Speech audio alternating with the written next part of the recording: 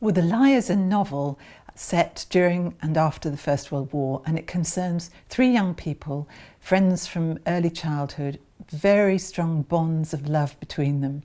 And it's about the tragic and traumatic events of the First World War, about trying to rebuild life after the end of the conflict, and about the consequences of a lie that kind of grew larger and larger, like a huge wave on the horizon, until they threatened to overwhelm the characters. I think the inspiration behind this book was very much the people in it. I thought about those characters a lot before I started writing about them, and their voices were very clear to me. I felt I knew them intimately, and their story was pressing on my imagination. I had to tell it, so that was my inspiration.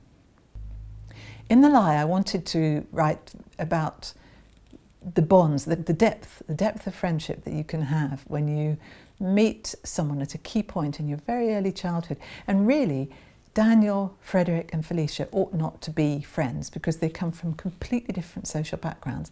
And it just so happens that Daniel's mother goes to their house to look after the children after the death of their own mother. And so he almost becomes a child of the household and becomes, they're like little puppies in the same nest almost. They grow up together and become closer and closer and closer, and yet as they grow older, divided by education, by the difference between them, the opportunity, money, class, background, completely different. And Felicia, the little sister, I think he hasn't realised when he's young how important she's going to be to him. It's a triangle that he's rooted in. Daniel is really rooted in that triangle of love and friendship and jealousy, and until he can work out those relationships, he has to work them out. And really, one of the things I wanted to explore in The Lie is the intensity of love that outlasts death, really.